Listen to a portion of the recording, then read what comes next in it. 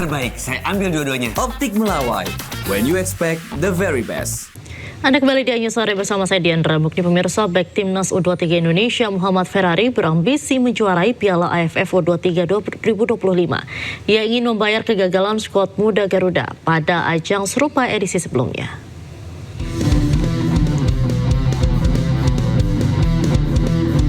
Pemain bertahan Timnas U23 Indonesia Muhammad Ferrari berambisi menjuarai Piala AFF U23 2025. Ferrari ingin membayar kegagalan skuad Garuda Muda pada ajang serupa edisi sebelumnya.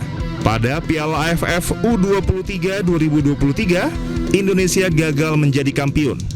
Skuad Merah Putih harus menerima keluar sebagai runner-up usai takluk atas Vietnam. Timnas U23 Indonesia saat itu kalah melalui adu penalti di partai final.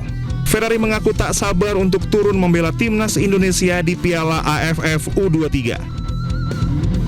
Saya sendiri sangat gak sabar ya, karena insya Allah ingin memberikan yang terbaik buat Indonesia. Karena kan 2 tahun lalu kalau nggak salah kita juara 2 di Thailand, dan semoga tahun ini kita bisa memberikan piala buat di rumah kita sendiri. Piala AFF U23 2025 akan berlangsung di Jakarta dan Bekasi pada 15 hingga 29 Juli mendatang. Turnamen ini akan berlangsung di Stadion Utama Gelora Bung Karno, Jakarta dan Patriot Candrabaga, Bekasi. Skuad Garuda berada di grup A bersama Brunei Darussalam, Malaysia, dan Filipina. Untuk membahas informasi selengkapnya kami telah terhubung dengan pengamat sepak bola Yusuf Kurniawan. Selamat sore Bung Yuka. Selamat sore Diandra, gimana apa kabar? Alhamdulillah baik Bung Yuka. Bung Yuka, bagaimana nih komposisi pemain U23 yang ada saat ini? Optimis tidak juara AFF U23?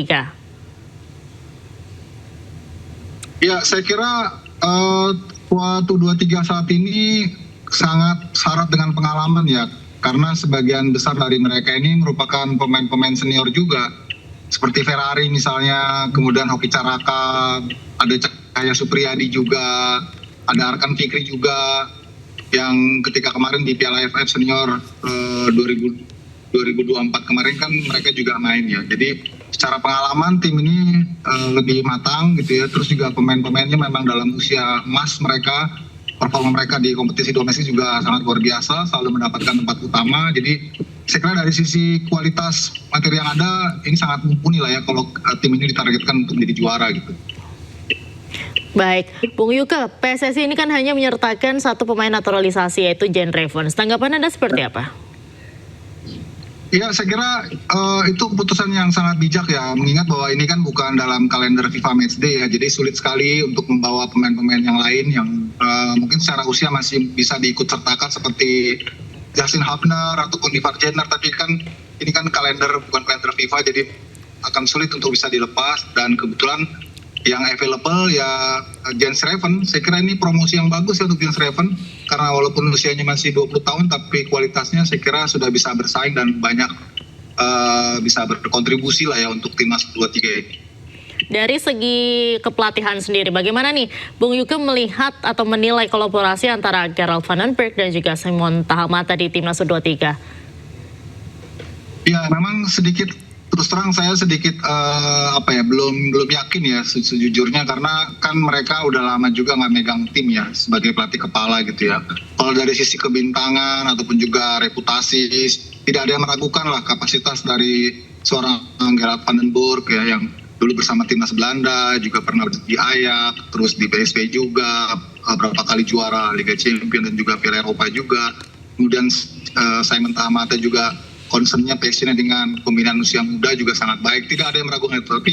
Tapi itu tadi ya, ini ajang yang kita tunggu ya, sejauh apa istilahnya kompetensi seorang Gerard van den Berg yang kembali dipercaya memegang pelatih kepala gitu dalam sebuah tim untuk bisa bersaing ataupun juga berprestasi. Ini yang boleh dibilang masih tanda tanya ya. Itu yang saya kira sih patut dibuktikan ya oleh Gerard gitu. Baik, kemudian Bung Yuka, kira-kira di AFF sendiri ini siapa kandidat lawan terkuat kita menurut Anda?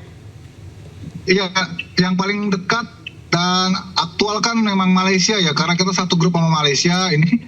Ini akan menjadi perang bubat ya, Indonesia lawan Malaysia. Udah lama kita nggak ketemu Malaysia. Sekarang di U23 kita ketemu sama Malaysia. kalau tidak salah itu tanggal 21 ya, 15, 18, 21 ya. 15 kita ketemu Brunei, terus 18 kita ketemu Filipina, dan 21 kita ketemu Malaysia. Itu saya kira akan jadi pertandingan yang sangat penting. Let's say unggulannya sekarang di grup kita itu Indonesia dan Malaysia. Tapi kan ini sistem U23 sekarang kan hanya juara grup yang otomatis lolos kan ya. Karena ada 4 grup, juara grup otomatis lolos, dan satu runner terbaik untuk semifinal. Artinya dengan hitung-hitungan Malaysia juga Indonesia ini favorit, maka pertemuan terakhir itu boleh jadi akan sangat menentukan siapa yang akan lolos secara otomatis. Makanya ini duel yang sangat menarik lah ya. Karena Malaysia juga saya dengar mereka akan turun juga dengan beberapa pemain seniornya yang usianya masih bisa main di U23 ya. Ada Tierney yang dari dari Liga Thailand, kemudian juga ada Fazili juga dari Terengganu, terus ada Faiz juga, itu pelari cepat dia, penyerang cepat dari Kuala Lumpur FC. Jadi ini akan jadi duel yang menarik lah ya, kalau saya kira ya. Baik, kemudian apa nih Bung Yuke, tantangan terberat yang bisa diatasi oleh duet Vandenberg dan juga Semen Tahamata? Ya, kalau dari sisi, tadi saya katakan dari sisi kualitas pemain ya, kemudian juga kebersamaan mereka juga sudah sering main bareng-bareng sih ya di U23 ini. Jadi saya kira tinggal bagaimana menyelaraskan ide dan gagasan taktikal dari Gerald Vandenberg dan juga Semen Tahamata dengan pemahaman dari para pemain. Para pemain ini kan walaupun mereka sudah sama tahu gitu ya, sama-sama tahu, tapi kan pasti setiap pelatih metodenya beda-beda. Sebelumnya kan mereka ini kan sempat ditangani oleh Sintayong gitu ya, dan mereka sudah tahu gaya mainnya seperti apa. Tapi kan kita sendiri ini belum tahu nih Vandenberg gaya mainnya seperti apa. Terus para pemain bagaimana beradaptasi dengan gayanya Belanda ini gitu ya. Apakah mainnya lebih ofensif, apakah proaktif atau defense counter? Saya juga belum tahu persis ya. Tapi saya kira ini buat Vandenberg mudah dalam konteks bahwa pemain-pemain ataupun juga bahan bakunya sudah bagus-bagus semua ini. Sudah mewakili dari kualitas main-main muda kita gitu yang sekarang dipanggil ini gitu. Tinggal ngolahnya aja nih yang kita tunggu ya, sejauh apa Vandenberg dan juga Semen Tahamata ini mensimulasikan ataupun juga membuat kimiawi yang bagus lah ya dengan para pemain ini, sehingga misi mereka berdua ini bisa tercapai gitu. Karena kan targetnya juara ini, nggak main-main ini. Jadi mudah-mudahan ini lebih matang lagi menjelang laga Piala AFF ya.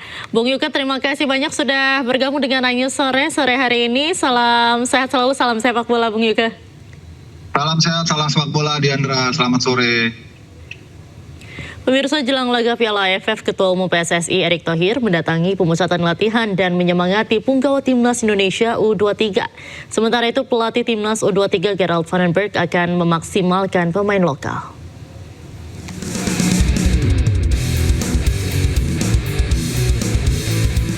Skuad Garuda terus mematangkan permainan dalam pemusatan latihan jelang laga Piala AFF U23 2025.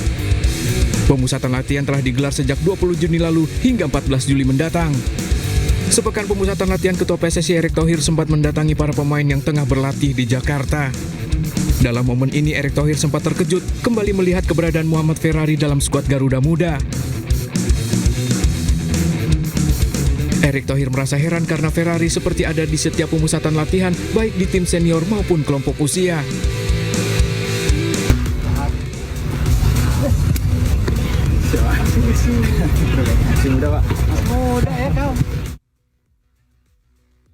Terbaik, saya ambil dua-duanya. Optik Melawai, when you expect the very best.